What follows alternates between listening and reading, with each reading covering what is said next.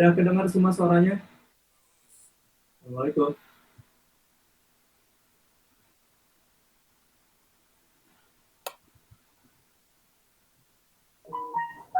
Halo. Sip, sip. Nah, mantap. Halo, kedengaran nggak? Jelas, jelas, jelas. Sorry, maaf ya. Mengisi WhatsApp di sini ternyata harus upload dulu, jadi ya agak lama.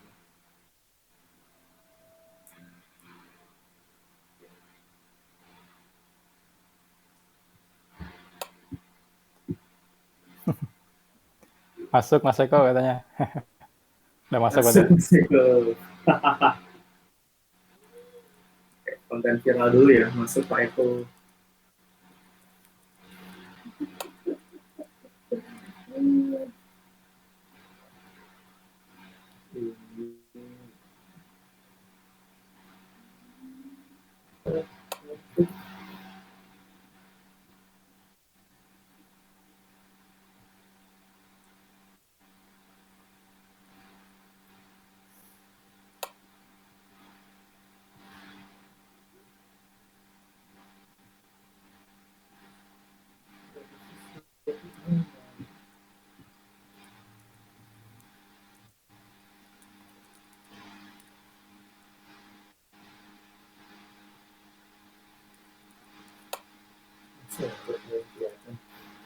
Jadi nggak ada yang kelihatan.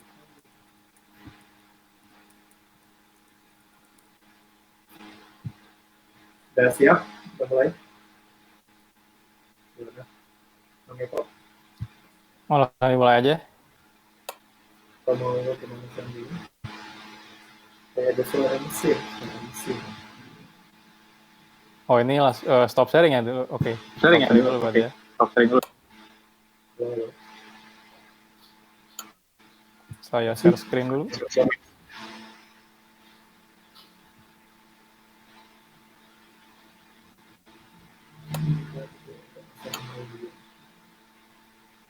Kelihatan ya teman-teman semuanya?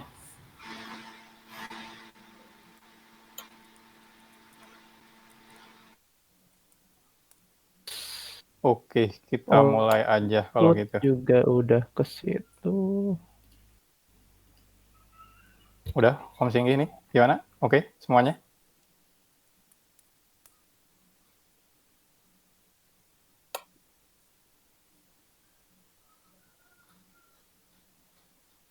Oke, audionya udah clear berarti ya. Kalau lemot berarti koneksi saya ya yang lagi error. Maklum pakai HP di kampung. Oke, kita mulai aja. Tadinya itu ini title-nya itu kayak From Zero to Hero menjadi programmer di tech company. Tapi akhirnya diganti menjadi Being a Super Programmer at Tech Company. Tapi kalau misalnya teman-teman di sini bukan programmer juga nggak ada masalah sih. Karena nanti kita akan cerita gimana dari awal sampai top manajemen lah ya, berkarir di tech company itu seperti apa. Halo. Ya, kalau misalnya di... Halo, kenapa Pak Singgi? Oke, sebelum kita ke materi, baiknya kita kenalan dulu deh, karena mungkin tidak semuanya kenal. Tadi suara gue nggak kedengaran ya? Iya, tadi bintang suaranya. Sorry. Kita belum start ini, kita start dulu. Jadi pertama kita kenalan dulu nih, Eko itu siapa, dan sesi sekarang kita mau bahas apa. Kita ulang ya, belum di start tadi. Kita mulai start webinar dan di record. Oke, Assalamualaikum warahmatullahi wabarakatuh. Selamat siang teman-teman. Udah ini ya, sekarang udah menjelang berbuka ya, sore ya. Oke, sesi sekarang uniknya, sesi sekarang itu yang daftar sekitar 600 orang. Ini yang on berapa orang nih? Baru 153 ya. Sekitar 600 orang, tapi yang bisa masuk maksimal cuma 500 orang. Ya, biasanya sih nggak sampai sebanyak itu 100% datang, paling 30% sampai 40% yang memang hadir di webinarnya gitu. Nah, untuk webinar kali ini spesial Ramadan, jadi nggak biasanya kan malam jam 7, sekarang kita menjelang berbuka supaya barokah berbukanya, ada ilmu yang didapat. Sekarang kita diskusi dan akan ada sharing dari Kang Eko. Kang Eko atau Mas Eko sebutnya? Kang aja deh. Ya udahlah, kita sundain aja ya. Kang Iya. Eko. Kang Eko dari rumah dan saya pun dari rumah karena kita nggak bisa ngantor. Di masa COVID ini kita menghargai keputusan pemerintah untuk bisa kerja dari rumah dan alhamdulillah kalau engineer sih bisa dari rumah ya sebetulnya sekarang ya. Kerja di Iya. rumah tuh udah nggak masalah. Dan nggak ada masalah remote juga. Yang penting kan komitan lancar lah.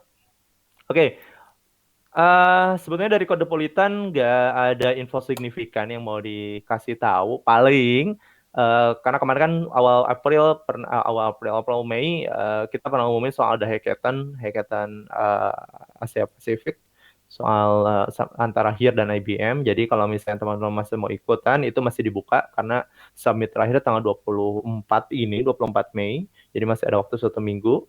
Kemudian nanti daftarnya cek aja linknya ada di Kodepolitan untuk hackathon, tinggal di search. Kemudian informasi lanjutannya, course-nya Kodepolitan lagi potongan nih, diskonnya silahkan diklaim. Jadi cek langsung ke website Kodepolitan. Lalu untuk topik sekarang kan dari awal kita bulan lalu bahas soal produk, kemudian kemarin bahas soal blockchain, bahas soal bahkan ada yang bahas soal CV atau gimana cara membuat CV yang baik. Nah sekarang spesial dari Eko, kayaknya sebagian besar semua yang ikut udah tahu banget Eko Kurniawan Kanedi itu siapa. Dari tahun sebelum 2010. Kok buat konten dari kapan sih? Dari 2000? Jangan bocorin generasi kapan dong. Buat konten itu dari 2008 ya? 2000. Iya, udah lama sih, cuma dulu sempat vakum lama gitu, baru sekarang lagi bikin kontennya. Jadi 2008 terus tahun 2010-an gitu ya. 2014-an ya paling ya masuk ke mulai sibuk sama kerjaan. Baru balik lagi 2019-an ya konten-konten Iya, tuh. baru setahunan lagi lah. Nah, mungkin kenalin dulu deh. Kok boleh kenalin dulu dirimu siapa? Oh, di slide ada sih sebenarnya. Atau mau kita di slide aja kenalannya? Wah, oke lah, siap. Oke, untuk selanjutnya kita siap-siap ya teman-teman sampai jam 5 nanti kita simak penjelasan dari Eko. Tips triknya untuk buat teman-teman biar jadi programmer yang sangat-sangat superb sebutannya. Tadinya kan Zero to Hero udah dijelasin ya tadi, tapi belum di start.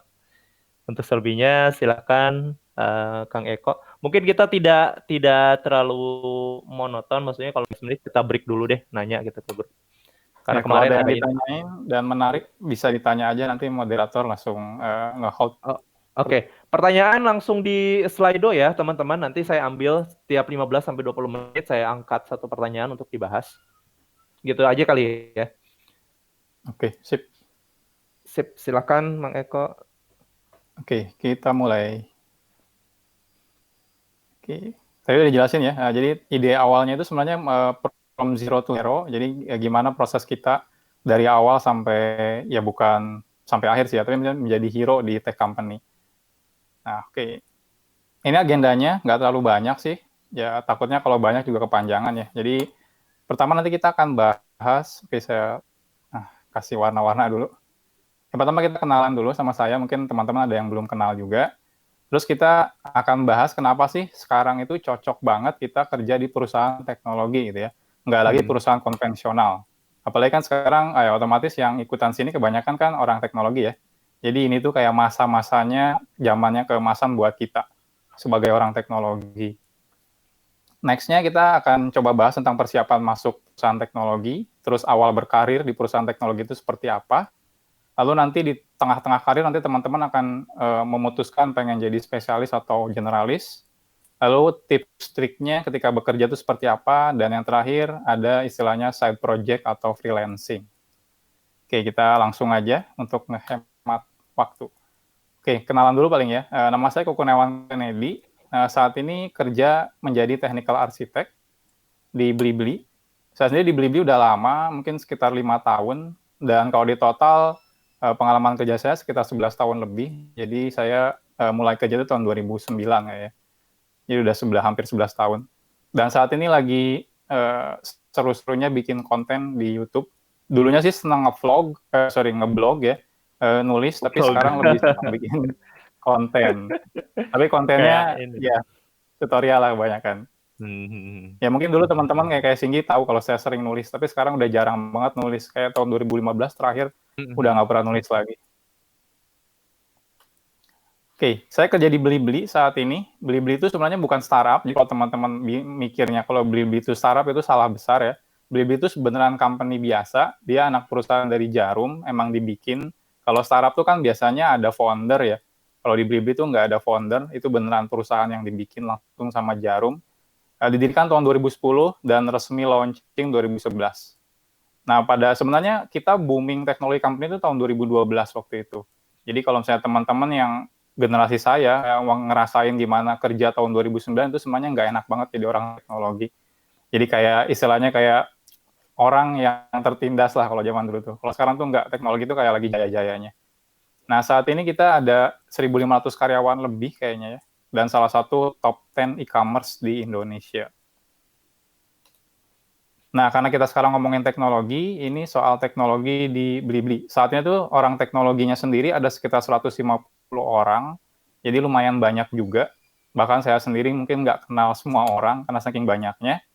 Dan saat ini teman-teman mungkin tahunya website e-commerce kayak Blibli, Tokopedia, Lazada, atau Bukalapak itu tahunya ya aplikasi e-commerce gitu ya. Padahal sebenarnya di dalamnya itu banyak banget aplikasinya. Itu kalau saat ini sendiri di Blibli ada sekitar 200 jenis aplikasi yang live di production. Jadi kalau lihat websitenya www.blibli.com itu sebenarnya bukan satu aplikasi, itu semuanya ada 200 aplikasi. Itu banyak banget. Dan saat ini kalau pengen tahu teknologi apa yang kita adopsi, itu di back-end-nya kita mayoritas pakai Java. Ada Python, itu cuma buat data science. Nah, selain itu untuk front-end-nya kita Vue.js. Jadi kalau teman-teman ngerti Vue.js mungkin bisa coba-coba join ke Blibli. Saat ini kita lagi migrasi gede-gedean dari Angular ke Vue.js untuk front end-nya. Oke, mungkin sekian soal pengenalan saya ya, nggak usah panjang-panjang. Nah, kita langsung masuk ke materi aja. Pertama, kenapa perusahaan teknologi? Nah, di sini rata-rata harusnya teman-teman dari teknologi semua lah ya. Jangan, ya sebenarnya saya punya banyak teman yang orangnya dulunya bukan dari teknologi, kayak saya punya mentor yang sebelumnya tuh orangnya dari teknik industri, tapi dia akhirnya banting setir masuk ke teknologi.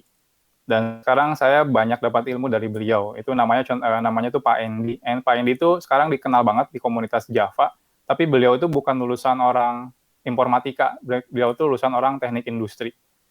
Jadi sebenarnya teknologi itu, jadi tadi saya lihat ada yang nanya gimana kalau yang background-nya bukan teknologi ya, itu nggak ada masalah sebenarnya. Selama kita pengen belajar, itu nggak ada masalah di teknologi itu. Oke, kita sebelum jawab kenapa kita perlu kerja di perusahaan teknologi atau bikin perusahaan teknologi, nah mungkin saya flashback dulu ke beberapa contoh kasus. Nah, ada yang tahu nggak ini? Udah tahu lah ya. Yang mana tuh? Semua orang pada nonton di Netflix sekarang. Nggak bisa, saya pakai IndiHome. Oh, nggak bisa ya? Saya juga pakai Telkomsel sih. Ya, diakalin lah pakai VPN. VPN. Bayar 2 kali dong. VPN sama Netflix. Aduh. Ya, gitulah. Tapi ya intinya Netflix sekarang menjadi apa ya istilahnya pendistribusi film terbesar, nggak cuma di Indonesia, nggak cuma di Amerika ya, maksudnya di dunia. Nggak ada yang sekarang ngalahin Netflix ya. Mungkin sekarang lagi ada Disney Plus ya. Disney Plus juga masih kalah jauh sama si Netflix. Nah, faktanya adalah Netflix itu sekarang menjadi penyedia streaming film terbesar di dunia. Tapi fakta lucunya adalah tidak punya bioskop. Jadi kalau kita nyari gitu ya ke mall, saya pengen nyari bioskop Netflix itu nggak ada gitu. Kita mau nyari apapun tempat offline-nya di Netflix itu nggak ada. Nah ini hal yang lucu gitu. Jadi dia itu bisa nguasain dunia untuk streaming film atau ya istilahnya nonton film, tapi dia tidak punya bioskop sama sekali. Nah ini fakta yang unik. Atau yang udah ya ini yang nggak diblokir ya, nggak diblokir kan kalau ini kan? Spotify. Mau enggak lah, ini langganan banget ini. Nah, kalau Spotify, ya yakinlah sekarang udah pada orang dengerin musik pakai Spotify gitu ya. Zaman saya dulu masih bajak-bajakan MP3 ya. Datang ke mall, beli MP3 bajakan, di copy ke laptop kayak gitu. Zaman sekarang download itu udah atau enggak? Ya download ya MP3 bajakan. Nah sekarang tuh udah orang pakai Spotify. Nah faktanya lagi adalah Spotify adalah penyedia streaming musik terbesar di dunia saat ini ya. Mungkin yang keduanya kayak Apple Music sekarang yang baru launching. Nah lucunya lagi tidak punya toko juga. Zaman saya dulu waktu belum booming internet, saya kalau mau dengerin musik ya datang ke toko musik gitu ya, beli kaset. Lumayan mahal waktu itu satu kasetnya kayak 20.000. 20.000 itu zaman dulu mahal banget. 25 ribuan, 25 ribuan. 25.000 ya. Itu masih kaset tip biasa gitu ya, pakai pita. Dan Iya, sekarang bener. orang udah nggak, semua sekarang udah dengerin Spotify. Dan lucunya ini sekarang Spotify nggak cuma dipakai sama orang yang ngerti teknologi, bahkan orang yang nggak ngerti teknologi pun udah pada pakai Spotify. Next-nya nih, ada yang tahu ini Airbnb? Airbnb itu tempat buat kita ini ya, buat apa? Kayak menginap lah ya, menginap kayak ada kalau misalnya kita punya rumah kosong bisa disewain di Airbnb. Nah, Airbnb itu dulu booming banget di Amerika karena dia menjadi salah satu startup unicorn tercepat. Jadi hanya dalam waktu 2 atau 3 tahun dia langsung jadi unicorn gitu ya. Dan setelah disurvei Airbnb dengan cepat hanya dalam waktu kurang dari 5 tahun dia menjadi jaringan hotel terbesar di dunia. Jadi jaringan hotel yang gede aja kayak Hilton dan sebagainya itu langsung kalah sama Airbnb. Nah lucunya adalah si Airbnb itu nggak punya hotel gitu ya.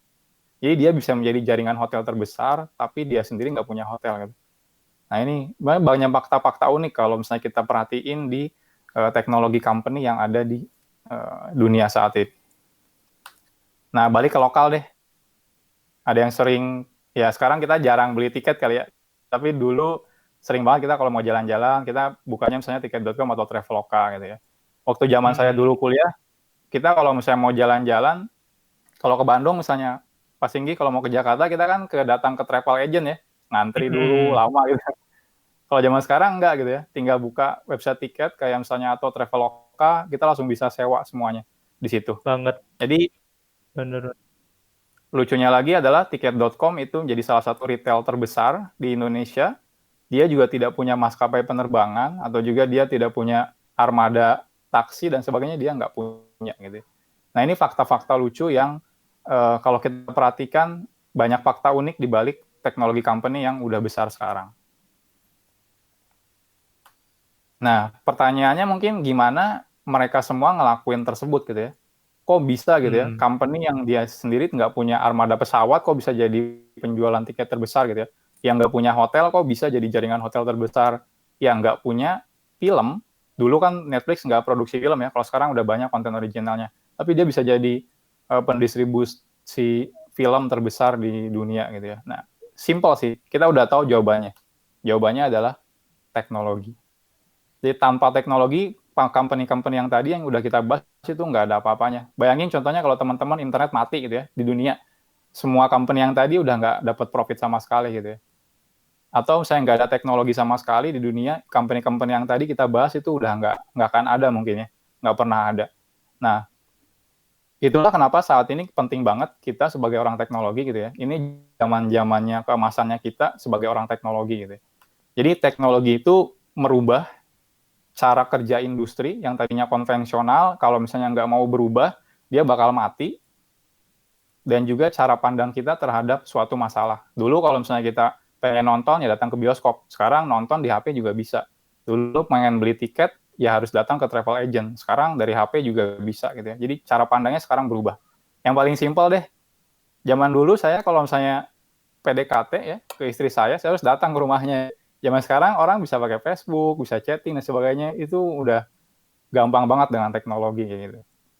Jadi inilah kenapa ini kayak momen kita buat teman-teman gimana caranya kita maksimalin, karena kebetulan kita adalah orang-orang di industri teknologi, jangan sampai kita tergilas sama perkembangan zaman. Teknologi itu cepat banget ya, kalau misalnya kita nggak berubah, itu pasti kita kelewat. Contohnya kita udah dengar lah beberapa perusahaan yang tutup yang gara-gara, atau misalnya contohnya kayak sekarang itu ya, kayak taksi itu kayak dulu siapa sih yang mikir kalau Gojek itu bakal segede sekarang gitu ya.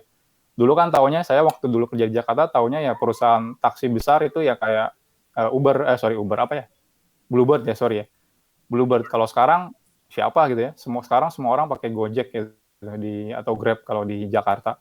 Dan akhirnya kalau misalnya nggak bisa berubah di industri konvensional, itu pasti tergilas sama teknologi-teknologi company yang saat ini.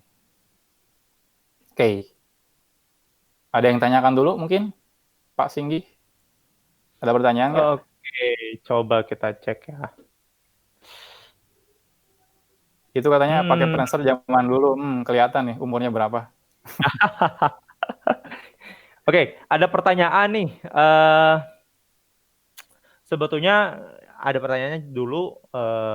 Ini mungkin agak jauh dari topik yang tadi mengenai teknologi, tapi lebih ke personalnya nih. Kalau Kang Eko ini dulu belajarnya kayak gimana sih gitu? Sampai punya channel sendiri, sampai rutin bisa buat konten sendiri gitu.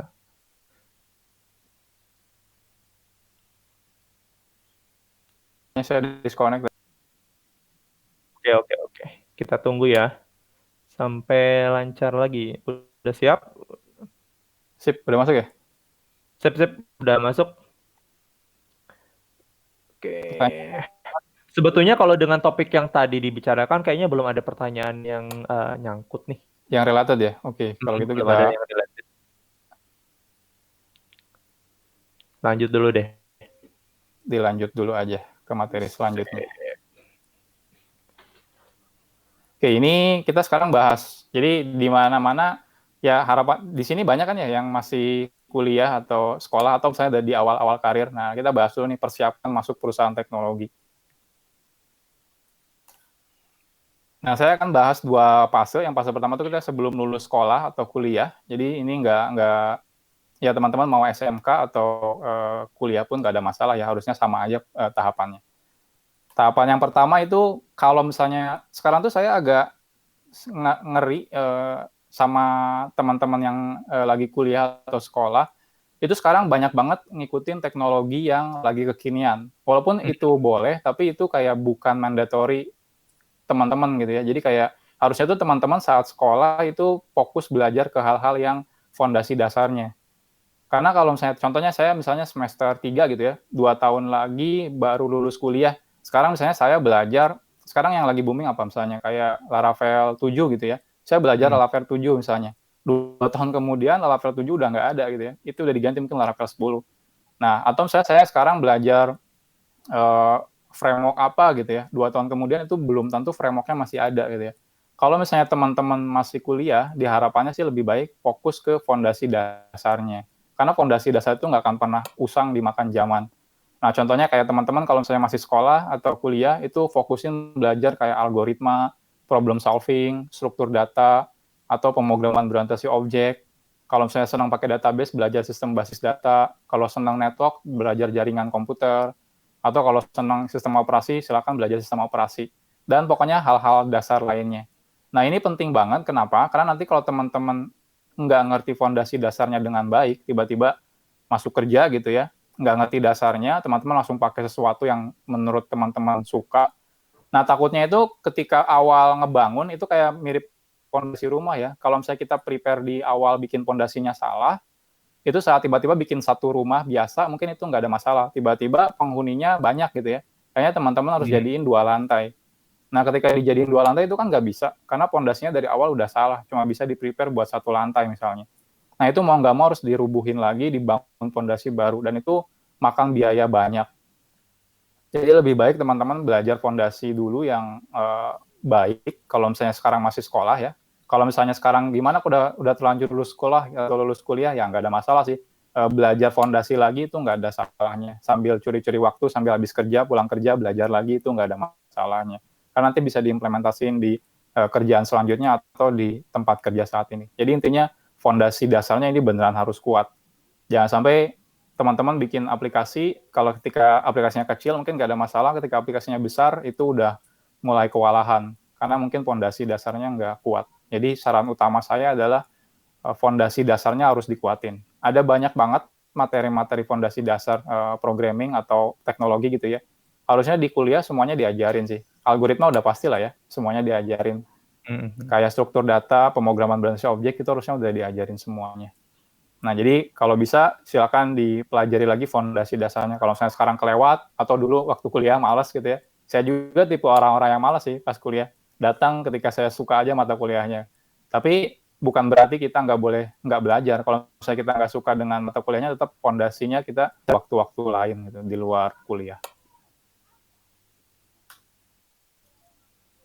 Next-nya. Nah, ini sebenarnya hal yang paling membuat malas kita, yaitu adalah ngeblok atau nulis. Di sini kalau misalnya teman-teman udah ada yang sering nulis, itu bagus. Kalau misalnya ada yang belum suka nulis, diusahakan nulis ya.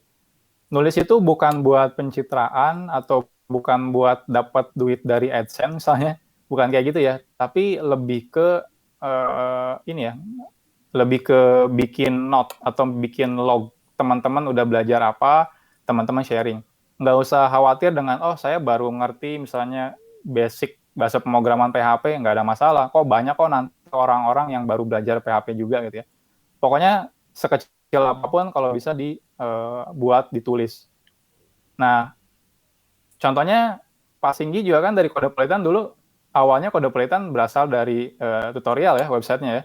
Iya, bahkan kalau awalnya banget tahun 2012 itu kita iseng-iseng sharingnya soal programming tapi di majalah yang bisa di-download gratis. Terus langsung berkembang jadi media soal programming, tapi lebih ke artikel kayak gini nih. Artikel sharing tapi bukan yang tutorial, tapi artikel yang memang nyebarin ilmunya di sana. Biringan gitulah. Betul. Jadi kita nggak tahu ke depannya bakal kayak gimana. Saya udah banyak lihat ke orang-orang yang tadinya ngeblog, akhirnya banyak yang baca, akhirnya dia bisa dapat uang, bahkan kayak Kode Pelitian bisa bikin company dari yang tadinya nulis. Mungkin dulu awalnya pengen apa, tapi akhirnya ketika banyak marketnya udah gede, akhirnya bisa dijadikan tempat kita bisnis di media tersebut. Jadi nggak usah ragu kalau misalnya nulis saja gitu ya. Walaupun nggak ada yang baca, nggak masalah. Saya sendiri sering banget nulis hal basic yang saya sering lupa. Atau misalnya sering banyak orang yang nanya. Kayak contohnya cara install Java kok di Windows nggak jalan gitu ya. Terus saya pikir-pikir ternyata banyak juga yang ngalamin masalah itu. Jadi lebih baik saya tulis, kalau ada orang yang nanya, saya tinggal kasih artikel saya. Atau saya install kayak ya Docker dan sebagainya.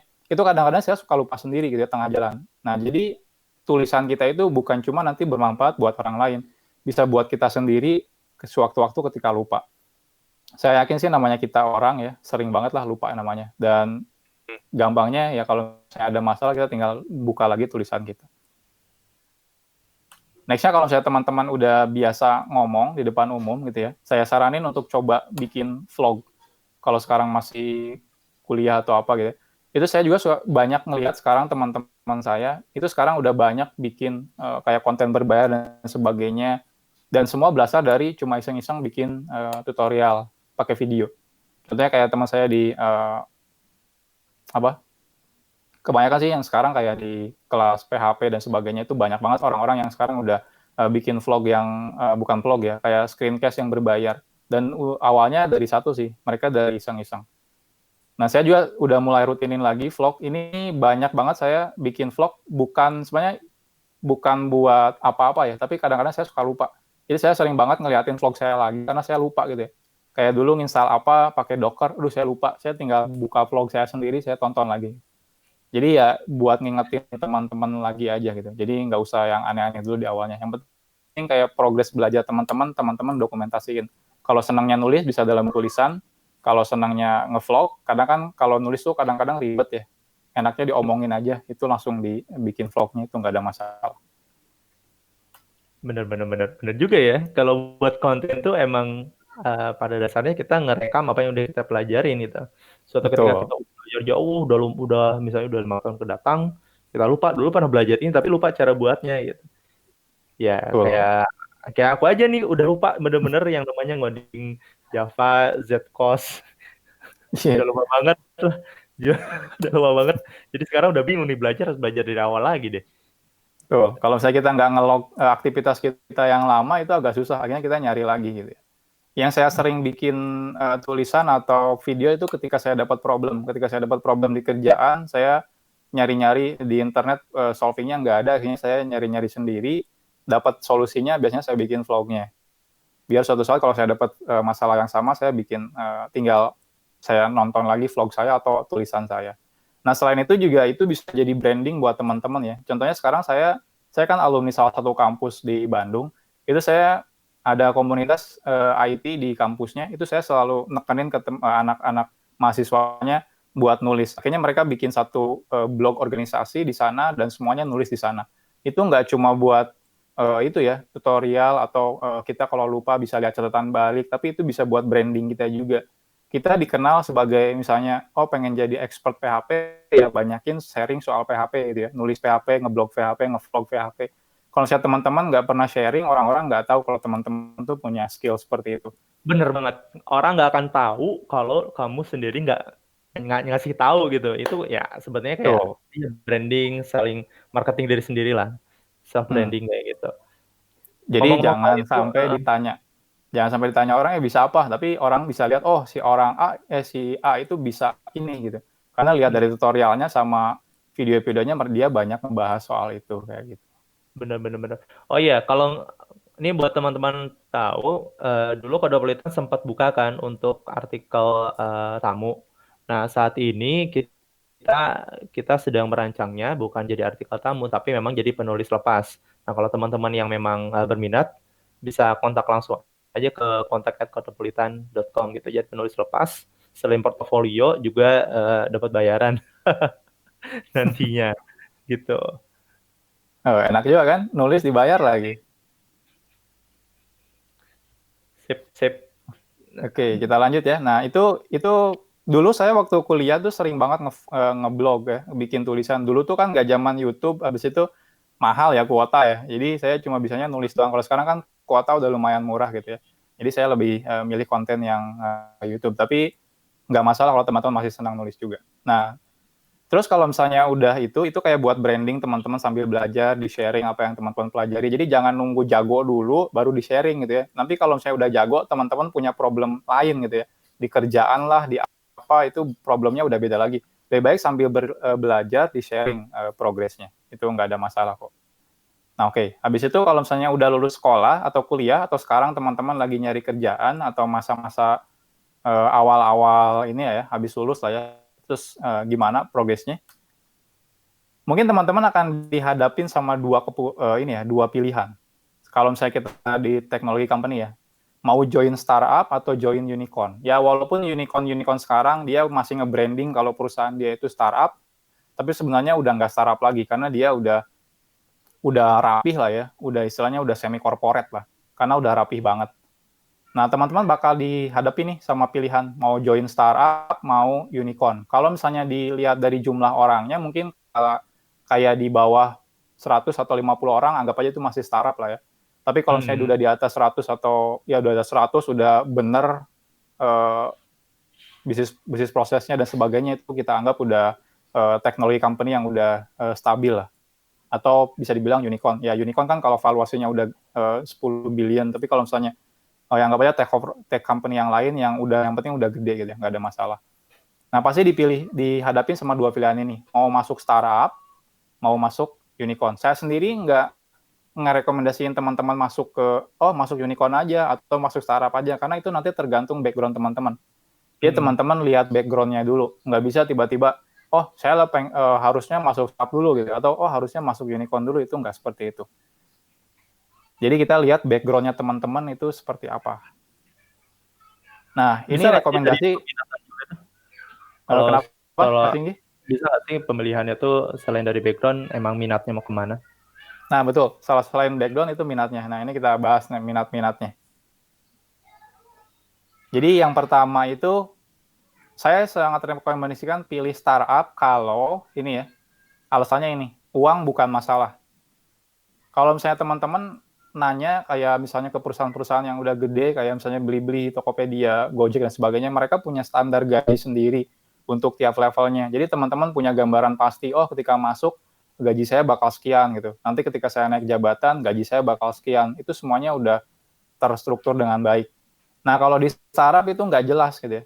Contohnya ketika masuk startup, orangnya cuma ada 10 orang gitu ya. Bahkan mungkin CEO-nya aja udah nggak gajian gitu ya, karena semuanya dipakai buat ngegaji karyawan yang lainnya. Nah, kalau misalnya teman-teman uang bukan masalah, kayak misalnya teman-teman nggak harus ngebiayain keluarga, atau nggak harus ngebiayain orang tua, itu lebih baik saya sarankan masuk startup. Bukan berarti join startup itu gajinya kecil kecil, nggak juga. Beberapa startup yang baru juga udah gede-gede, tapi maksudnya kadang-kadang kalau startup tuh nggak pasti, ya. Income-nya nggak terlalu pasti kalau startup itu. Nah, terus kenapa saya sangat rekomendasikan kalau misalnya teman-teman nggak ada masalah soal uang gitu ya, atau income, yang penting ya istilahnya biaya hidup terpenuhi lah ya, nggak harus yang hedon-hedon amat gitu ya. Nah, ini yang paling penting tuh kalau misalnya teman-teman masuk startup itu pengalamannya banyak banget. Saya waktu tahun 2012 itu join startup di Jakarta, waktu itu cuma 18 orang, bayangin, cuma sedikit banget. Dan rata-rata itu kayak 13 orang tuh kayak engineer semua, artinya orang bisnisnya dikit banget. Artinya waktu itu saya ngerangkap nggak cuma jadi Java developer, saya juga menjadi QA engineer, saya juga jadi DevOps karena harus ngurusin deploy ke production, dan kalau misalnya ada masalah, saya juga harus ngecek security-nya sendiri. Jadi semua saya kerjain sendiri. Dan itu bakal dapat pengalaman buat kita banyak banget gitu. Jadi kayak orangnya kayak workaholic banget kalau kita masuk startup. Karena saya pernah sampai masuk jam 7 pagi, pulang jam 7 pagi lagi. Karena waktu itu kita lagi live integration sama salah satu vendor di Jepang. Jepang tuh kan orang-orangnya agak sedikit workaholic ya. Nah, akhirnya kita datang jam 7 pagi, pulang jam 7 pagi lagi gitu. Besoknya gitu lagi, gitu aja terus gitu ya. Nah, itu udah kondisi startup gitu ya. Itu nggak bisa teman-teman komplain, wah ini nggak ada work-life balance ya, itu startup gitu ya. Teman-teman mau nggak gitu. Enaknya di startup, kalau startupnya itu maju, itu teman-teman pasti langsung dapat posisi strategis di startupnya. Kalau teman-teman perhatiin kayak di Gojek itu kalau teman-teman perhatiin kayak PP-PP-nya, itu orang-orang yang top manajemennya itu masih pada muda, umur 20-an. Bukan karena dia waktu join langsung jadi PP, enggak. Tapi karena dari awal dia ikut kontribusi di awal-awalnya si Gojek. Jadi ketika Gojeknya gede, dia langsung naik ke atas dengan cepatnya. Nah itu kalau misalnya teman-teman join startup, dan tiba-tiba startupnya bagus, booming gitu ya, itu teman-teman karirnya bakal kencang banget. Jadi naiknya kencang banget. Karena kan nggak mungkin ketika startupnya gede, akan nge-hire orang buat naik di atas, itu nggak mungkin. Pasti hire orang buat di bawah. Orang-orang yang founding member yang lamanya itu bakal naik semuanya ke atas. Jadi teman-teman ini cocok banget kalau misalnya startup. Jadi kayak ya mirip gambling sih sebenarnya ya. Tapi ya nggak juga gitu. Terus yang paling penting itu teman-teman harus rela berjuang bersama para founding membernya. Jadi kalau teman-teman bikin startup ataupun join startup, dilihat ada 10 orang, teman-teman harus percaya sama founding membernya. Ya simpel sih, perhatiin orang-orangnya. Orang-orangnya bisa dipercaya nggak, kompeten nggak. Kalau misalnya teman-teman nggak terlalu percaya, ya mendingan jangan ikut ya. Karena nanti mungkin bakal buang-buang waktu. Tapi kalau teman-teman percaya sama orang-orangnya, mendingan ikut join sama startupnya, terus gedein startupnya. Nggak usah khawatir itu bukan startup kita, karena nanti ujung-ujungnya kalau di startup itu kayak ada pembagian saham dan sebagainya. Contohnya kayak di Uber itu programmer pertamanya sekarang uangnya udah triliunan. Itu programmer pertamanya Uber loh. Dia bukan founding member tapi programmer pertamanya. Itu kisahnya sampai viral banget. Jadi ada yang foundernya Uber itu bilang, saya mau bikin aplikasi yang memanfaatkan GPS di Twitter, dia cuma nge-tweet iseng, terus dibalas sama programmer itu, terus di-hire, terus sekarang uangnya udah triliunan, programmer yang awal-awal Uber itu, padahal Uber itu kan adanya nggak nyampe 10 tahun yang lalu. Jadi kalau kita benar milih startup, itu karir kita udah bakal bagus banget. Nah ini kalau misalnya teman-teman milih startup, kondisinya seperti ini. Nah gimana kalau teman-teman pilih unicorn, atau perusahaan yang udah gede, yang udah stabil. Nah, kalau teman-teman pilih unicorn, otomatis income-nya udah pasti di awal pasti besar banget dan stabil ya. Kayak kenaikannya misalnya kalau kenaikannya misalnya tiap tahun kayak 10%, 20% itu udah stabil. Kalau unicorn kan belum tentu ya unicorn itu. Kalau unicorn bisa aja kayak awalnya kecil tapi ketika dapat funding gede, terus ketika jadi startup itu awalnya mungkin kecil, ketika dapat funding baru naik income-nya, ketika masuk jadi unicorn baru income-nya signifikan banget naiknya. Jadi beda antara startup sama unicorn ketika kita join. Nah kalau misalnya teman-teman lebih suka tempat yang nyaman, udah pasti kantornya enak kalau di unicorn gitu ya. Sekarang tuh kan branding unicorn tempat-tempatnya enak banget. Nah itu cocok masuk unicorn. Betul. Saya dulu join startup cuma di rumah doang, itunya ngantornya. Maksudnya cuma sewa rumah terus orang-orang pada coding di rumah, jadi berasa nggak ngantor gitu. Nah, jadi beda banget sama Unicorn. Habis itu pekerjaannya jelas. Jadi teman-teman kalau masuk ke sana jadi back-end engineer, ya udah ngerjain back-end doang. Front-end ya front-end doang. Ya mobile doang. Nggak ada yang aneh-aneh. Jenjang karir udah pasti jelas. Terus yang paling utama adalah work-life balance. Jadi cocok banget kalau masuk Unicorn, kalau teman-teman kayak udah berkeluarga, atau misalnya ya masih apa ya, istilahnya kayak punya kehidupan keluarga dan sebagainya lah. Ini cocok banget masuk Unicorn, karena semuanya udah stabil. Ya nanti, jadi ini pilihannya teman-teman mau masuk startup atau Unicorn. Jadi tinggal dipilih-pilih aja. Saya nggak rekomendasiin kemanapun, tapi silakan teman-teman pilih sesuai dengan background dan tujuan teman-teman nyari kerjaan nanti. Oke, ada pertanyaan nih. Oh, pertanyaannya apa tuh?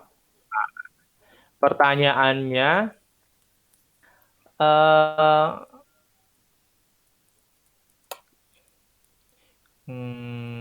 tadi pilih dulu nih yang bagus. Lagi cepat ya.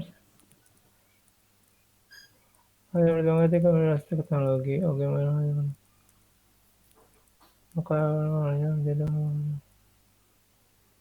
Oke, tadi kan mengenai dia mau pilih kerja di startup atau di unicorn. Terus ada pertanyaan nih, apakah kontribusi di GitHub untuk seorang programmer itu berpengaruh banget untuk perusahaan teknologi dalam mencari kerja atau memilih karyawannya? Oke, GitHub ya. Ya, Tergantung ya. Betul, tergantung ya. Kalau isi GitHub-nya teman-teman cuma isinya project Hello World, ya nggak berguna juga gitu ya.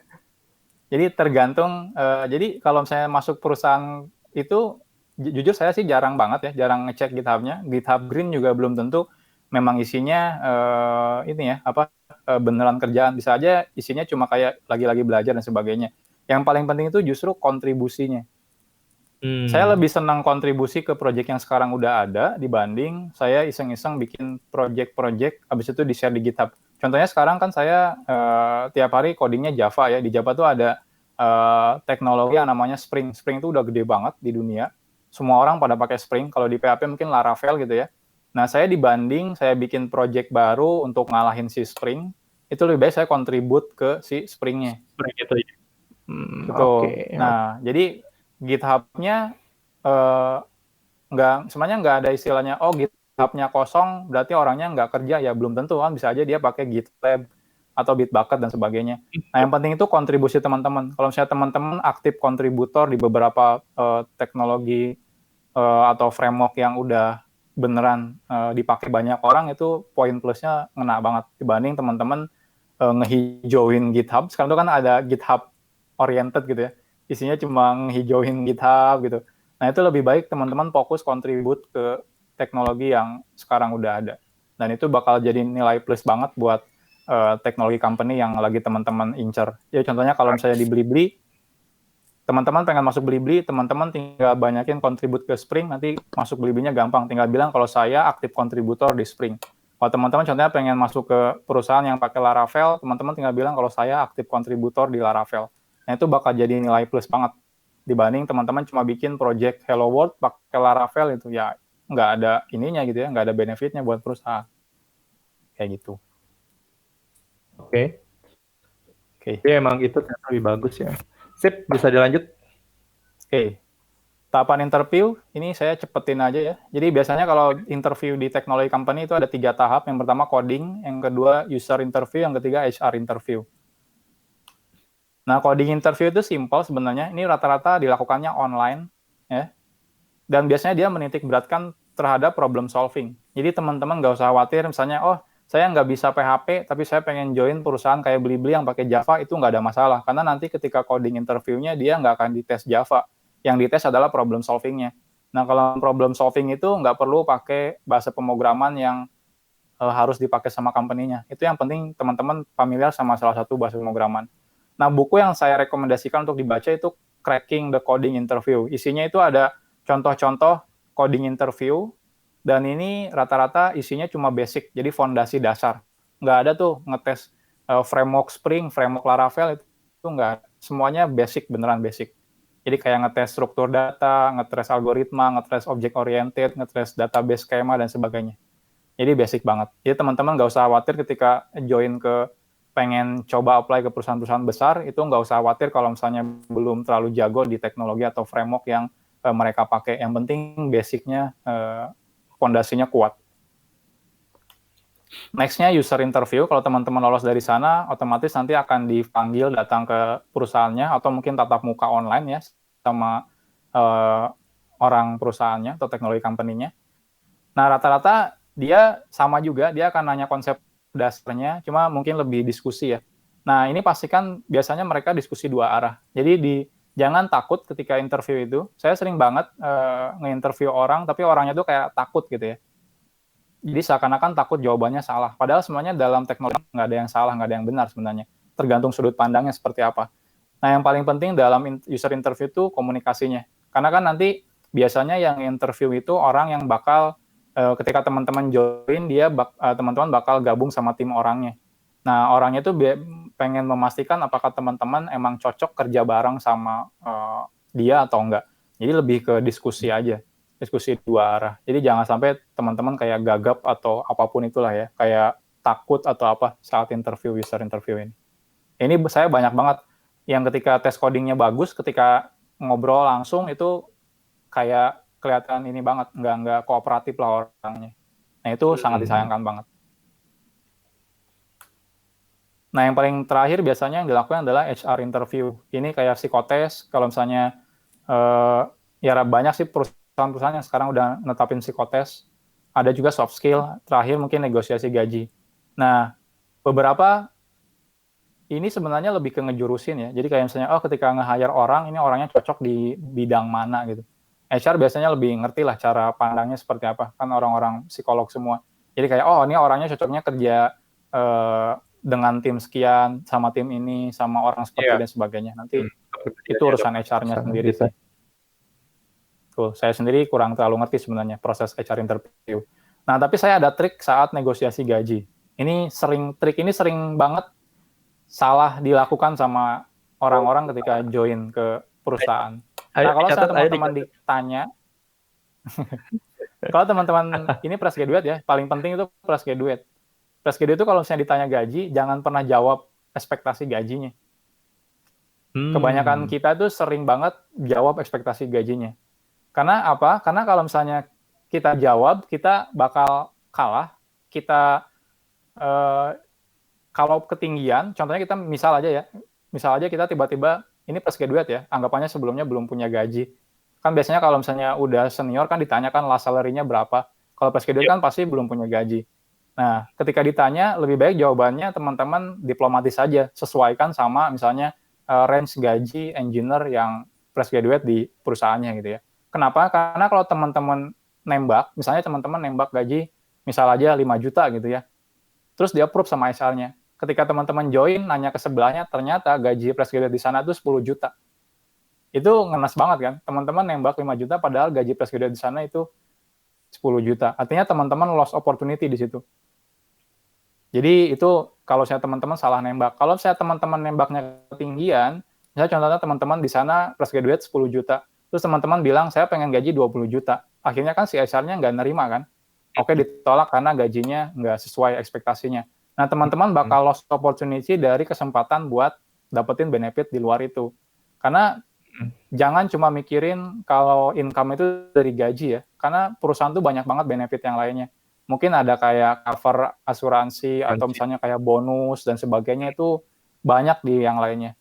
Jadi jangan sampai teman-teman saya kerja gajinya 5 juta, teman-teman gaji 6 juta. Jangan dipikir gaji 5 juta lebih kecil daripada 6 juta. Lihat basic salary-nya mungkin kelihatan kecil, tapi kalau di-compare setahun dengan misalnya bonus dan sebagainya bisa jadi lebih gede. Nah, oleh karena itu saya biasanya sekarang, saya tuh kayak orangnya jarang mencelak-mencelek pindah-pindah gitu ya. Usahakan sih, kalau saya kayak minimal kayak 2 tahun baru nyoba pindah ke tempat lain. Kalau misalnya nggak menarik, saya nggak mau pindah.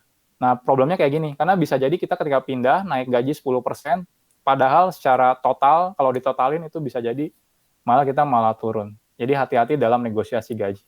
Mendingan bilang aja ke HR-nya sesuaikan sama budget di company itu. Kalau Ini misalnya khusus ini ya, ini khusus yang memang baru benar-benar tidak punya gaji sebelumnya atau fresh grade.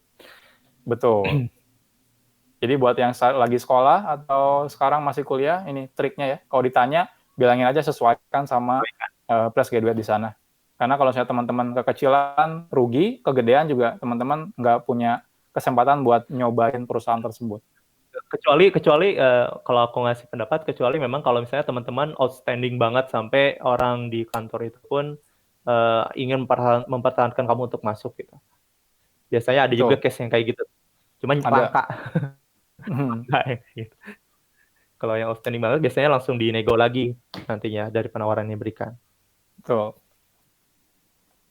Nah, selanjutnya ada tips biar teman-teman nggak perlu ngelakuin hal-hal tersebut. Tipsnya adalah ikut beasiswa. Beasiswanya banyak banget, contohnya di Blibli ada Blibli Future Program. Di Gojek itu ada yang namanya Go Academy. Di Bukalapak itu ada yang namanya Buka Potensi. Di Tokopedia juga ada. Bahkan di banyak perusahaan itu banyak yang buka beasiswa. Nah, dengan teman-teman ikutan beasiswa, mumpung misalnya masih sekarang kuliah atau sekolah, itu teman-teman bakal dijamin langsung masuk kerja ke tempat perusahaan tersebut. Karena selama mungkin 6 bulan atau setahun, teman-teman bakal didampingin sama mentor yang resmi langsung dari perusahaannya. Ini cara yang paling saya rekomendasiin kalau teman-teman pengen langsung masuk ke tech company yang gede. Karena kalau misalnya join-nya manual ya, kayak apply sendiri, itu agak susah, karena kan banyak banget tuh orangnya. Dan biasanya pun ya mungkin kelewat dan sebagainya. Karena kan yang jatah interview pun dikit, nggak sehari bisa 100 orang interview, nggak bisa ya. Nah, Benar-benar nggak lebih bisa. baik ikutan beasiswa. Contohnya kayak saya di Blibli sekarang udah ada 3 batch. Satu batch-nya tuh kayak 20 orang, dan itu di seluruh Indonesia. Jadi nggak usah khawatir teman-teman kalau bukan dari Jakarta itu nggak ada masalah harusnya. Itu Ini diseleksi di shortcut. proses atau gimana sih biasanya yang kayak gini? Itu diseleksi. Ini kayak nanti kayak dikasih apa ya? Rata-rata sih kayak ya sama sih, ada online interview dulu kayak ngerjain tugas ya mirip kayak tugas-tugas kuliah lah. Nanti kalau yang benar bisa nanti baru lolos. Nanti juga nanti ada seleksi lagi. Ini kayak audisi lah ya. Nanti beneran yang paling bagus bakal diambilnya. Tapi rata-rata kalau misalnya satu angkatan itu bagus semua, ya semuanya bakal diambil gitu ya. Beda kayak Indonesian Idol ya, yang harus satu orang itu enggak. Karena kan kalau tech company sekarang itu banyak banget nge-hire orang pengen banyak-banyak. Jadi mereka nggak akan sedikit-sedikit nge-hire orang, pasti banyak banget. Oke, sekarang kita bahas tentang awal berkarir di perusahaan. Anggapnya teman-teman sekarang udah kerja, kalau misalnya yang udah kuliah, udah join, nah apa sih yang perlu dilakuin saat kita awal berkarir di perusahaan teknologi? Nah, saat misalnya masuk ke perusahaan teknologi ataupun nanti di startup, pastikan teman-teman pilih jalur karirnya. Jangan palu gada ya, apa lu minta gua ada gitu ya. Zaman dulu mungkin palu gada, zaman sekarang tuh udah spesifik banget. Jadi teman-teman bisa pilih jalurnya. Contohnya di perusahaan tuh ada yang istilahnya front-end engineer, ada back-end engineer, ada mobile engineer, ada QA, DevOps, security, dan lain-lain. Teman-teman pastikan nanti pilih. Kalau teman-teman nanti ketika masuk perusahaan, terus diminta ngerjain beberapa hal, ya teman-teman minta kompensasi aja gitu ya. Masa sih saya harus ngerjain banyak hal gitu ya, padahal mungkin ada orang yang spesialis di situ. Karena kalau misalnya teman-teman ngerti terlalu banyak hal, rata-rata biasanya agak susah untuk terlalu dalam. Biasanya kita cuma ngerti atasnya doang tanpa bisa dalamnya. Dengan kita milih salah satu jenjang karir yang pengen kita ambil, itu kita bisa ngedalamin dengan lebih baik. Jadi pilih jenjang karirnya mau apa. Contohnya kayak saya lebih milih back-end. Kenapa? Karena saya malas ngurusin UI ya. Ngurusin UI itu kayak apa ya? Salah berapa pixel aja jadi jelek UI-nya gitu. Saya malas banget ngurusin kayak gitu. Jadi saya lebih suka ngurusin kayak algoritma, back-end, logic dan sebagainya. Jadi back-end engineer. Nah, selanjutnya fokus. Nah, ini yang sering salah dilakuin sama engineer-engineer awal, termasuk saya dulu juga sering ngelakuin kesalahan itu. Biasanya saya nggak fokus. Harusnya kalau teman-teman join, terus jadi awal-awal karir itu harus fokus. Fokus itu maksudnya apa? Kalau misalnya teman-teman sekarang kerja di perusahaan, terus pakai bahasa pemrogramannya PHP, fokus perdalam bahasa pemrograman PHP tersebut. Jangan ada teman di sebelah, oh dia belajar Golang, teman-teman ikutan belajar Golang. Terus ada yang sebelah ada teman yang ikutan pakai bahasa Rus, teman-teman belajar bahasa Rus gitu ya. Terus ada yang pelajar pakai bahasa baru seperti kayak Kristal, teman-teman belajar Kristal. Itu boleh sih boleh, cuma itu bahaya banget kalau teman-teman akhirnya nggak fokus jadi tetap harus fokus sama teknologi yang saat ini digunakan di company-nya. Karena kalau misalnya teman-teman pakai PHP di company-nya, terus teman-teman belajar Golang, teman-teman juga nggak akan punya kesempatan untuk implementasi Golang itu di perusahaan teman-teman. Lebih baik teman-teman, contohnya nilai PHP teman-teman 7 gitu ya, terus teman-teman belajar Golang, akhirnya Golangnya 5, tapi PHP-nya tetap 7 gitu ya. Lebih baik teman-teman pelajarin lebih dalam si PHP-nya sehingga nilainya 10. Nggak masalah, nggak bisa Golang juga. Kenapa? Karena ya nanti di company-nya juga nggak akan dipakai Golangnya. Tetap yang dipakai adalah PHP-nya. Jadi lebih baik teman-teman jadi expert banget di PHP untuk di company tersebut.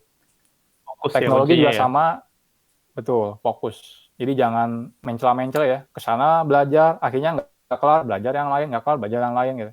Itu percuma juga gitu ya.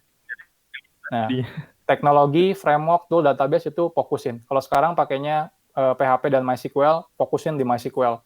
MySQL itu nggak cuma insert update delete ya, ada tuning performa MySQL, ada gimana cara ngebikin cluster biar nggak mudah down di MySQL itu banyak banget. Teman-teman kalau semakin dalam, akhirnya teman-teman bakal semakin tahu gimana cara optimasi teknologinya. Contohnya kayak di di Facebook kan pakai PHP awalnya, saking didaleminnya PHP-nya, sampai-sampai si orang-orang Facebook bikin compiler sendiri untuk PHP gitu ya. Dia nggak tiba-tiba, oh PHP-nya lambat nih, oke kita ganti pakai Java, nggak seperti itu gitu ya. Karena sekarang udah adopt-nya PHP, ya udah kita perdalam PHP-nya, kalau butuh kita compile ulang si PHP-nya biar lebih kencang, kayak gitu. Jadi dalemin fokus sama yang sekarang teman-teman pakai. Nggak usah liatin yang sebelah, rumput tetangga emang selalu hijau gitu ya, tapi belum tentu dipakai gitu ya, di tempat kita juga. Iya. Pas kita nyemplung ke rumput tetangga, taunya sintetik kan, bukan asli gitu. Cuma juga gitu. Lapang futsal gitu. Iya. Nah, selanjutnya kalau misalnya teman-teman udah ngedalemin, teman-teman belajar code design. Code design itu lebih ke konsep, teman-teman bisa diterapin di semua bahasa pemrograman atau teknologi. Ini lebih ke gimana teman-teman bikin kode yang bagus, gampang di-maintain, gampang dibaca, gampang di-improve lah ya. Ketika ada penambahan fitur dan sebagainya, teman-teman nggak perlu pusing, karena code-nya udah bagus. Istilahnya tuh bukan spaghetti code. Spaghetti code tuh kayak mie, spaghetti gitu ya, amburadul, acak-acakan gitu. Nah, contohnya ada buku yang namanya Clean Code. Nah, teman-teman saya saranin baca buku Clean Code, ini wajib banget. Saya tuh kalau interview orang yang udah senior ya, saya suka tanya, udah pernah baca buku Clean Code belum? Terus dia bilang, belum pernah. Saya suruh pulang lagi. Ya udah pulang lagi, baca dulu baru kesini lagi, saya bilang. Karena simple ya, kalau misalnya ada orang yang sering bikin software yang udah gede, tapi dia nggak tahu cara bikin code yang bagus, itu agak dilema ya. Kok dia bisa bikin software yang gede tapi code-nya nggak bagus misalnya. Jadi saya sarankan teman-teman baca kayak bukunya Clean Code. Ada juga buku yang namanya Refactoring. Ada buku yang namanya Design Pattern, ada Solid Principle, ada juga Test Driven Development, dan yang lain-lain. Intinya nge-improve kualitas kode teman-teman biar lebih baik. Dan ini wajib banget dikuasain kalau teman-teman udah masuk ke perusahaan. Jadi dengan teman-teman bikin kode-nya yang bagus, itu udah otomatis ketika ada penambahan fitur, ada yang aneh-aneh, itu teman-teman santai aja gitu ya. Jadi ya teman-teman kelihatannya kerjanya santai. Kenapa? Karena dari awal teman-teman udah invest bikin code yang bagus. Bayangin kalau dari awal teman-teman nggak investasi untuk bikin code yang bagus, itu ke depannya pasti keteteran banget. Rapiinnya effort lagi ya. Betul, effort lagi. Apalagi kalau ternyata code-nya nggak bagus, akhirnya teman-teman harus rewrite. Rewrite itu nggak cuma cost buat teman-teman ya, tapi cost juga buat perusahaan. Itu bahaya banget. Terus ini satu nih, tadi kan dari peran-peran yang ada atau posisi yang memang mau difokuskan, tapi sebelumnya Eko pernah sebut sama mengenai DevOps, dan sepertinya akan jadi pertanyaan, apakah sebetulnya seorang DevOps itu siapa sih? Gitu. Kalau boleh dijelaskan, mungkin itu bisa membantu teman-teman nih, supaya lebih memahamin, jangan sampai salah pemahaman mengenai DevOps. DevOps itu banyak orang yang salah persepsi kalau DevOps itu orang infra ya. Padahal enggak. DevOps itu beneran engineer. Engineer artinya bikin coding. saya agak sedih ketika ketemu DevOps, ternyata dia nggak bisa coding. Kalau misalnya nggak bisa coding, agak susah untuk bikin automation-nya. Sekarang itu udah zamannya infrastructure as code. Jadi bikin infrastrukturnya itu code. Jadi kayak teman-teman kalau pengen belajar DevOps itu ada yang namanya Jenkins Pipeline, ada istilahnya Terraform, ada istilahnya Docker, Kubernetes, itu semuanya dibikin menggunakan code. Jadi saran saya kalau teman-teman misalnya belum bisa code tapi pengen bisa Jenkins, minimal kuasain satu bahasa pemrograman. Saat ini yang paling banyak digunakan di DevOps itu bahasa pemrogramannya Python dan juga Golang. Itu teman-teman bisa investasi di sana, belajar Python atau belajar Golang. Nah, itu dua bahasa pemrograman yang sangat familiar sekarang sama orang-orang DevOps. Apa sih DevOps itu? DevOps itu simple sih, bikin automation untuk mempermudah developer ketika pengen deploy aplikasinya ke production. Sekarang tuh kan kalau misalnya di perusahaan gede ya, kan environment tuh banyak, ada production, ada QA, ada UAT, ada development, ada staging, dan sebagainya. Nah, kalau teman-teman rilis aplikasi, nggak lucu kan, kita deploy satu, ya, butuh waktu 10 menit, deploy ke environment lain, butuh waktu 10 menit, deploy ke environment lain, butuh waktu 10 menit, itu lama banget gitu ya. Mungkin butuh waktu sejam untuk deploy ke semua environment. Nah, si orang-orang DevOps ini, dia ngebikin semua automation-nya. Jadi nanti si developer-nya cukup kayak istilahnya kalau git push lah ya, nge-git push ke repository, nanti dari repository-nya tugasnya untuk nge-deliver ke semua environment sampai ke production, itu nanti urusannya DevOps. DevOps juga masih ada yang manual sih, manual klik-klik, tapi saya nggak rekomendasiin. Kenapa? Lebih baik dibikin automation-nya, nanti bisa semuanya automate. Karena klik manual itu rawan salah ya, apalagi kalau ada step yang terlewatkan. Tapi kalau dibuat otomatis semuanya itu lebih bagus.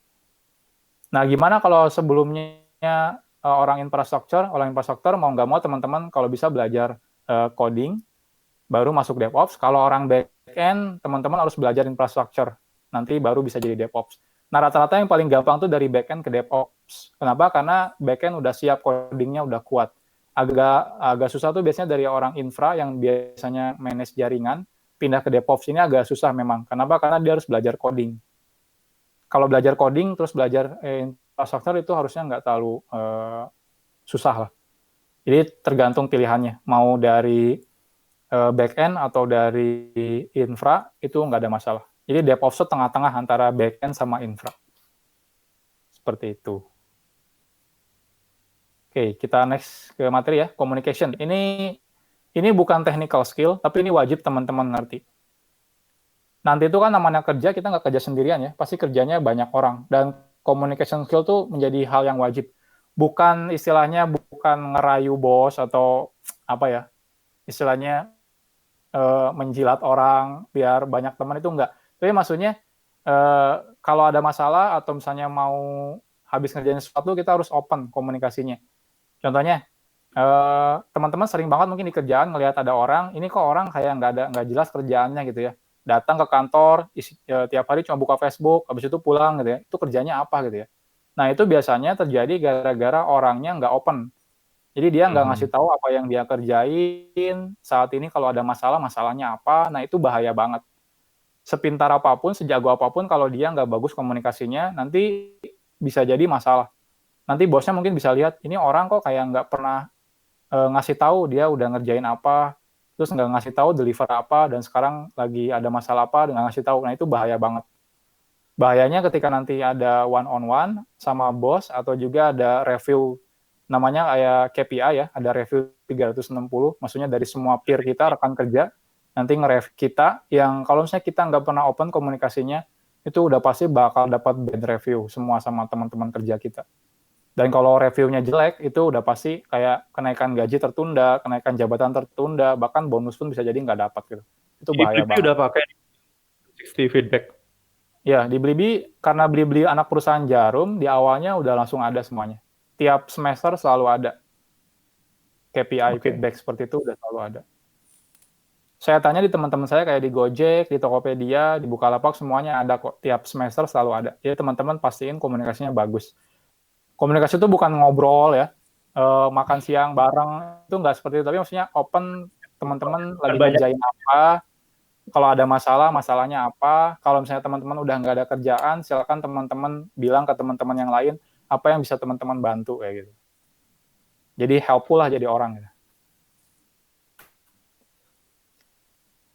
Nah, ini yang paling penting, gabung ke komunitas. Kalau teman-teman sekarang belum gabung satupun di komunitas, saran saya gabung di komunitas. Gabung di komunitas itu bukan buat pamer ya, pamer apa yang teman-teman mampu, tapi justru lebih ngebanyakin jaringan. Saya ini contohnya saya waktu di komunitas software arsitektur, di sini saya banyak dapat teman dari kayak Gojek, dari Tokopedia, dari Bukalapak dan sebagainya. Itu buat nanti kita sharing, oh di sana tuh pakai apa, jadi kita pakai ini, oh kita pernah dapat problem apa, oh nanti bisa nanya juga. Dibanding kita pusing sendiri, kita lebih gampang nanti gabung komunitas, diskusi di komunitas. Bahkan yang lucunya, gara-gara saya sering aktif banget di komunitas, itu hampir semua histori kerjaan saya itu jarang ada saya yang pindah ke perusahaan itu gara-gara saya apply sendiri. Jadi saya tuh kerja di beberapa tempat, itu rata-rata diajakin sama teman-teman di komunitas.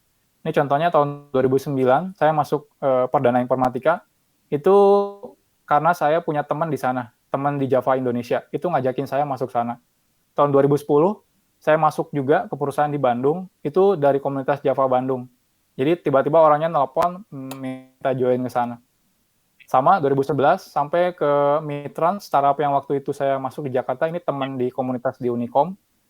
Dan terakhir di Blibi juga sama, komunitas di Oracle. Jadi kalau diperhatiin, saya tuh nggak pernah datang ke company terus apply sendiri, itu jarang. Biasanya saya lebih direkomendasiin sama teman yang udah ada di sana. Karena employee get employee atau rekomendasi teman itu lebih powerful ya dibanding kita datang masukin CV kita masukin portofolio yang bagus-bagus itu belum tentu diterima. Tapi kalau misalnya kita punya teman di sana, terus temannya ngerekomendasiin kita, itu opportunity untuk diterimanya itu gede banget. Apalagi temannya udah akrab banget di komunitas, itu bakal opportunity-nya gede banget. Jadi saran saya teman-teman sekarang join komunitas, terus kalau misalnya ada ya aktif lah ya. Jadi nanti kalau misalnya teman-teman butuh kerjaan dan sebagainya, itu teman-teman bisa langsung nanya ke teman-teman yang ada di tech company yang lain. Tinggal ngomong. Tuh, tinggal ngomong aja. Nggak usah pusing lagi proses-proses interview dan sebagainya. Nah, yang terakhir, kenapa? Nggak harus sibuk nyari di platform kerjaan, langsung tanya teman aja. Lagi butuh orang nggak? Nah, iya, betul. Gampang kan? Butuh orang backend nggak? Butuh. Ayo udah, gue mau pindah. Gitu. Tinggal pindah, udah selesai. Nah, selain itu, sharing. Ini sharing penting banget kalau teman-teman udah masuk kerja. Buat apa? Buat branding diri. Orang yang sering sharing itu bakal banyak banget bakal kelihatan lah ya. Nanti bakal di-approach banyak sama company-company sekitarnya. Jadi, orang yang sering sharing itu bukan berarti dia orang yang paling jago di company tersebut. Bisa jadi dia emang biasa aja, cuma karena dia nge-branding dirinya bagus banget dengan sering sharing dan sebagainya. Akhirnya ketika ada recruiter nyari orang, ya simple. Cari orang yang paling terkenal dulu aja gitu ya. Jadi, kalau bisa sih teman-teman biasain nanti kalau udah masuk kerja, biasain sharing. Nggak harus sharing, kalau misalnya sharing di company, sharing di luar itu agak malu, teman-teman bisa mulai dari sharing di company dulu. Jadi kayak internal sharing session di company teman-teman masing-masing. Dulu saya kalau di startup itu ada yang namanya Jumat sharing, jadi tiap hari Jumat kita sharing. Nggak harus ngomongin teknologi, bahkan kayak sering ngomongin hobi ya, kayak hobi drone, hobi Arduino dan sebagainya itu banyak juga di sharing. Oh ya, teman saya juga ada yang sering sharing soal drone, akhirnya dia sekarang usaha drone, padahal masih kerja di Blibli. Tapi bisnis usaha drone-nya gede banget. Itu gara-gara dia sering sharing soal drone.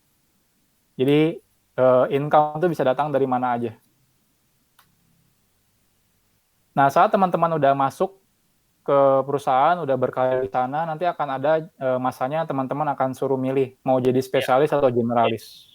Penting banget nih, karena beberapa orang memang terjebak untuk path yang kita bilang tadi. Orang yang tadinya programmer, aduh bosan pengen jadi manajer gitu. Tapi nggak semua orang programmer, tapi dia pengen ngurusin orang gitu. Jadinya pengen jadi orang yang tetap aja ngulik dengan engineering-nya gitu. Nah, ini yang akan dibahas. Oke, ya. Kalau sekilas saya tuh milih spesialis di karir saya. Kenapa? Simple ya, ngurusin orang tuh susah gitu daripada ngurusin kode. Ngurusin kode tuh sekali saya bikin kode salah, ya udah salah, tinggal dibenerin. Kalau ngurusin orang, dibenerin salah lagi, dibenerin salah lagi gitu. Jadi ini tantangannya beda sebenarnya. Tergantung teman-teman senang yang mana. Tapi intinya teman-teman mau pilih generalis atau spesialis, intinya satu. Teman-teman harus bikin super team. Teamwork yang paling penting. Ketika teman-teman berarti teman-teman bakal menjadi individu.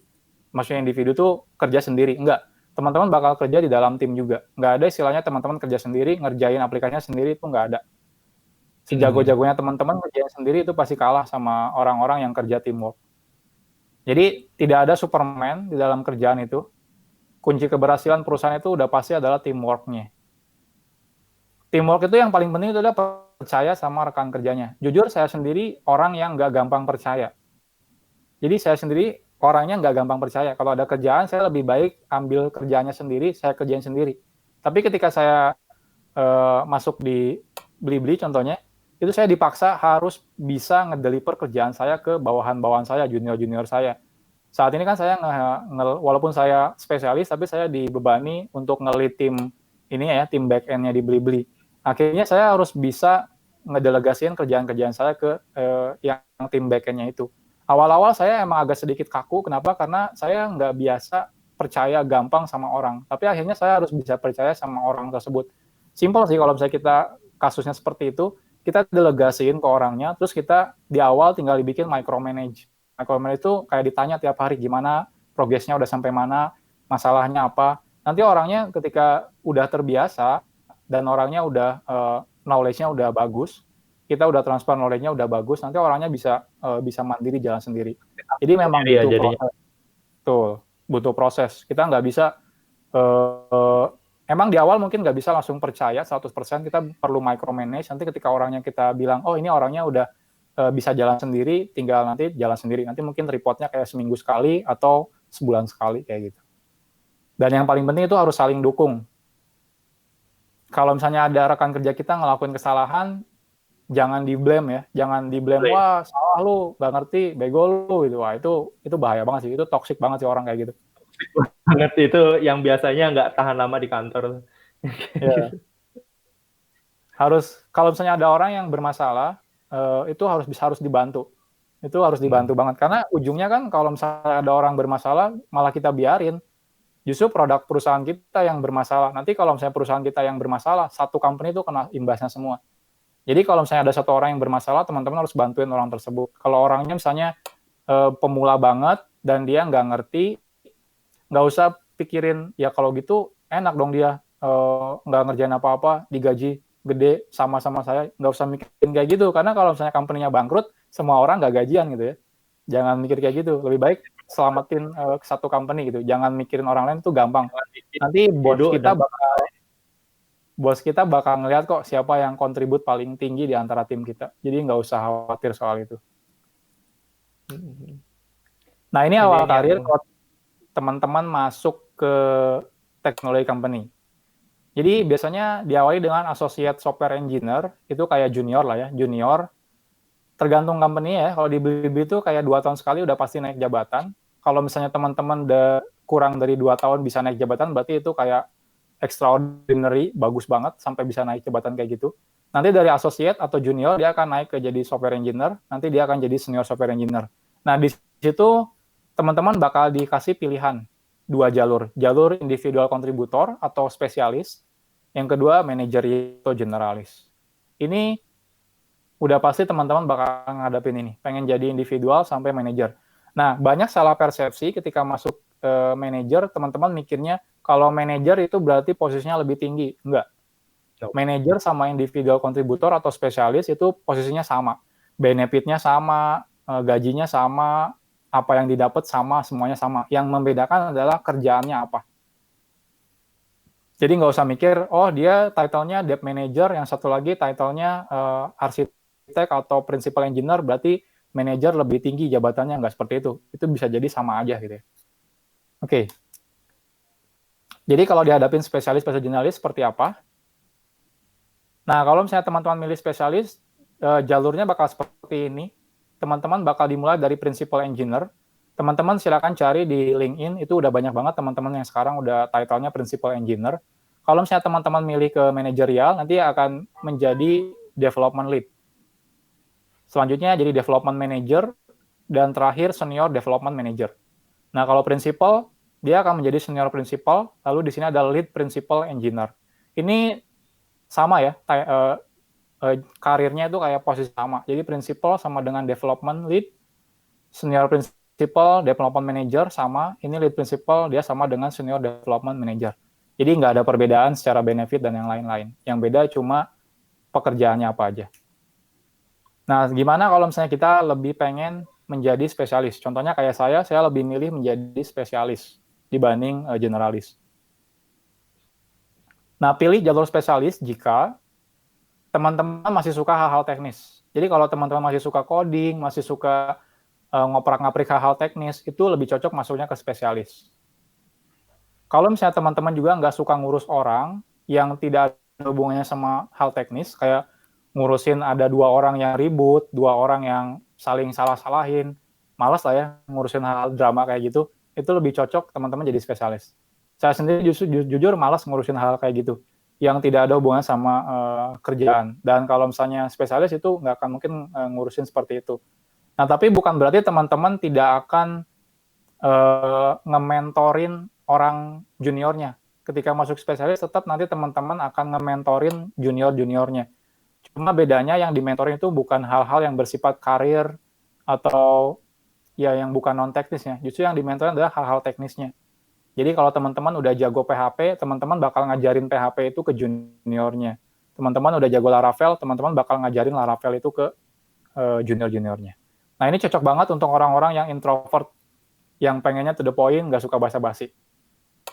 Introvert itu bukan orang-orang yang menyendiri ya, tapi maksudnya nggak basa-basi, nggak banyak bicara, to the point, terus pengen lebih fokus ke hal penting gitu ya.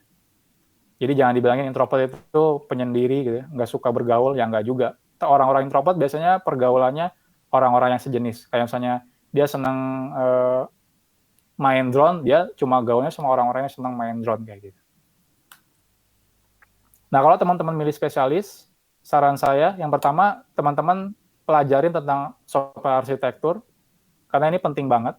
Saya itu teman-teman belajar tentang scaling aplikasi, karena nanti ketika masuk sini, kalau udah masuk sini, nanti teman-teman bakal punya tim yang lebih besar, artinya aplikasinya bakal lebih besar juga, dan mungkin traffic pengunjungnya bakal lebih gede juga.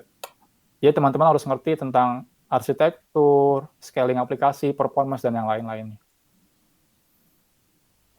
Nah, ini yang paling penting adalah fokus ke depan. Jadi kalau yang awal karir, teman-teman fokus ke yang sekarang. Kalau nanti teman-teman masuk ke spesialis, justru fokus ke hal-hal masa depan. Masa depan itu maksudnya apa sih? Teman-teman harus punya program untuk belajar bahasa pemrograman baru untuk nanti di-adopt di company yang sekarang. Jadi contohnya sekarang teman-teman pakai PHP. Terus kan teman-teman bakal banyak tahu nanti problem di PHP itu apa, masalah yang sering dihadapin apa, yang nggak bisa di-solving di PHP itu apa. Nah, nanti teman-teman harus punya alternatif kalau misalnya dapat masalah yang sama. Dan biasanya teman-teman perlu belajar hal-hal baru. Kayak contohnya bahasa pemrograman baru dan sebagainya. Nah, ini penting banget. Kenapa? Jadi, walaupun teman-teman awalnya fokus di satu teknologi, teman-teman nanti ada saatnya teman-teman harus coba mulai adopt teknologi lain. Jadi, kalau misalnya masuk ke spesialis, itu mau nggak mau teman-teman juga harus ada waktu untuk fokus ke hal-hal yang kira-kira bakal bisa diimplementasikan di perusahaan di masa datang. Contohnya kayak bahasa pemrograman baru kah,